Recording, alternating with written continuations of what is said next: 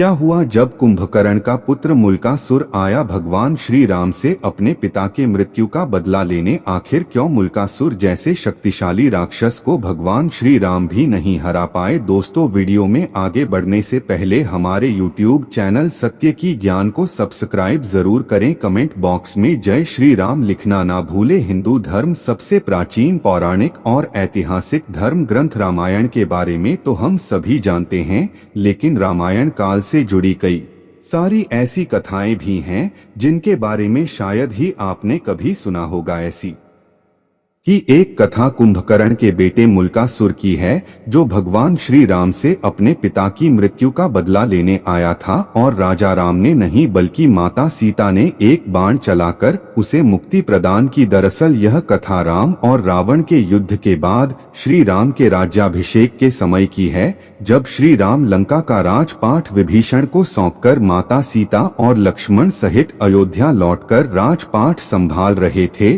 तभी भगवान श्री राम की राज्यसभा में विभीषण पहुंच गए। विभीषण डर से कपकपा रहे थे और बहुत भयभीत और हड़बड़ी में लगे हुए थे। सभा में प्रवेश करते कि वो भगवान श्री राम की वंदना करते हुए उनसे अपने प्राणों को बचाने की प्रार्थना करने लगे। वह कहने लगे, हे प्रभु श्री राम, मुझे मुल्कासुर से बचाइए। लंका में कुंभकर्ण का बेटा मुल्कासुर आफ ढा रहा है और ना तो वह लंका को छोड़ेगा और ना ही उनके जीवन और उनके राजपाट को छोड़ेगा। तब भगवान श्री राम विभीषण की परेशानी देखकर चिंतित हो गए और उन्हें धैर्य रखने को कहा। शांत होने पर विभीषण ने श्री राम को पूरी बात बताई और कहा कि प्रभु, आपने युद्ध में रावण सहित सभी राक्षसों का अंत कर दिया, लेकिन कुंभकर्ण का एक बेटा अभी भी जीवित है। यह बहुत ही अशुभ मूल नक्षत्र में पैदा हुआ था, इसीलिए उसका नाम मुल्कासुर रखा गया। मुल्कासुर के पैदा होते ही कुंभकर्ण उसे मारना चाहता था, लेकिन रावण के समझाने पर उसने अपने इस पुत्र को अशुभ मानकर घने जंगलों में छोड़ दिया। मुल्कासुर का पालन पोषण उस जंगल में ही हुआ। मुल्कासुर जब बड़ा हुआ तो उसने कठोर तप करके ब्रह्मा जी को प्रसन्न कर लिया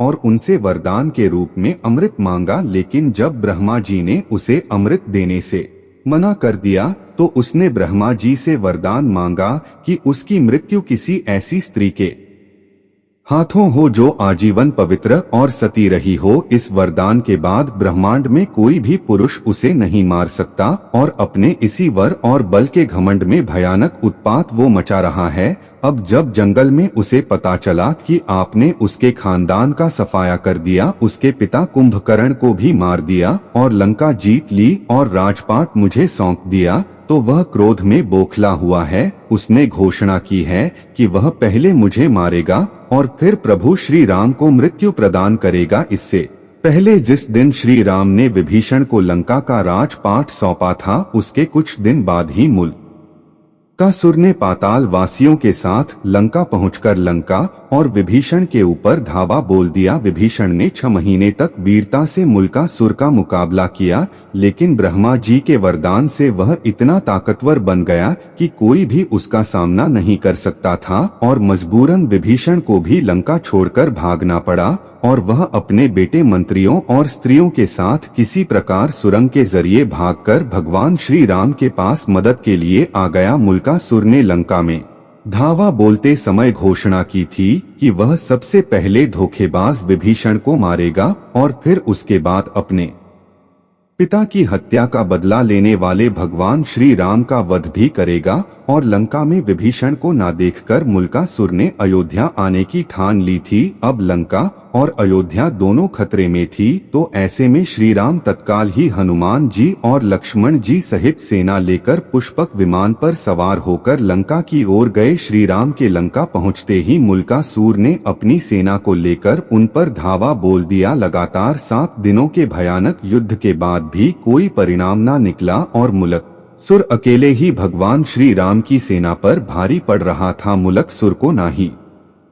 भगवान श्री राम हरा पाए, ना ही लक्ष्मण और ना ही हनुमान जी। मुल्कासुर को हरा पाना बेहद ही मुश्किल होता जा रहा था। युद्ध का नतीजा अपने पक्ष में जाता ना देखकर भगवान चिंता में थे। विभीषण के जरिए भगवान श्री राम को पता चला कि मुल्कासुर इस समय तंत्र साधना करने गुफा में गया हुआ है और उसी समय ब्रह्मा जी ने वहां आकर श्री राम को यह भी बताया कि उन्होंने मुल्कासुर को स्त्री के हाथों मरने का वरदान दिया है, तो वो खुद उसे नहीं मार सकते। इसके अलावा जाते जाते ब्रह्मा जी ने भगवान श्री राम को यह भी बताया कि जब कुंभकर्ण और रावण के कुल के सभी लोग लंका युद्ध में मारे गए थे, तब मुल्कासुर ने मुनियों के बीच दुखी होकर कहा था कि चंडी सीता के कारण उसका समूचा कुल नष्ट हुआ है, और माता सीता के इस अपमान को सुनकर ऋषियों ने उसे श्राप दिया था कि दुष्ट, तूने जिसे कहा है वही सीता तेरी मृत्यु का कारण बनेगी, तो अब केवल माता सीता ही इसका वध कर सकती है, इसीलिए इसके वध के लिए माता सीता को लंका आना ही होगा। यह जानकर मर्यादा पुरुषोत्तम रघुनंदन भगवान श्री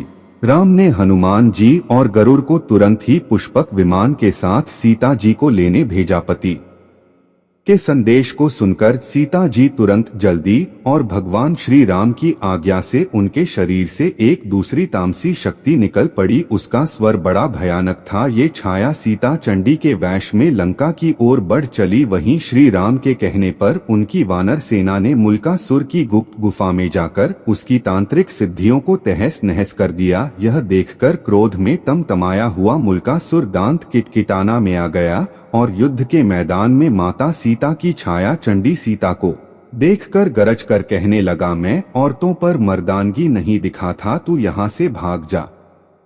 तब माता सीता ने उसे ललकारते हुए कही कि मैं तेरी मौत चंडी हूँ। ऐसा कहकर चंडी सीता और मुल्कासुर आपस में घनघोर युद्ध करने लगे। मुल्कासुर और वही चंडी सीता आपस में कई सारे दिव्यास्त्र को एक दूसरे पर छोड़ रहे थे, एक दूसरे के दिव्यास्त्र को लगातार काट भी रहे थे। यह युद्ध बहुत ही लंबे समय तक चलता रहा और आखिर में चंडी सीता ने चंडिकास्त्र चलाकर मुल्कासुर को मृत्यु की शैया पर सुला दिया। मुल्कासुर के धराशायी होते ही सभी राक्षस हाहाकार करते हुए इधर उधर भाग खड़े हुए और छाया सीता भी लौटकर सीता के शरीर में प्रवेश कर गई। बाद में कुछ दिनों तक लंका में रहकर भगवान श्री राम सीता सहित पुष्पक विमान से अयोध्या लौट आए। लेकिन मुल्कासुर कुंभकर्ण का वह पुत्र था जिसे बाल्यावस्था में ही कुंभकर्ण ने त्याग दिया था, लेकिन फिर भी उसने अपने पिता और अपने कुल का बदला लेने के लिए भगवान श्री राम से युद्ध करना जरूरी समझा। सोचिए मुल्कासुर कितना शक्तिशाली था कि उसे स्वयं भगवान श्री राम, हनुमान जी, यहाँ तक कि लक्ष्मण जी भी नहीं हरा पाए और सिर्फ माता सीता ने ही उसे पराजित किया। आपको इस बारे में क्या लगता है और आपके क्या विचार हैं? कमेंट बॉक्स में हमें अवश्य बताइएगा। अगर आपको हमारी यह खास जानकारी या वीडियो अच्छी लगी है तो इस वीडियो को लाइक कीजिए, हमारे चैनल को सब्सक्राइब जरूर करें।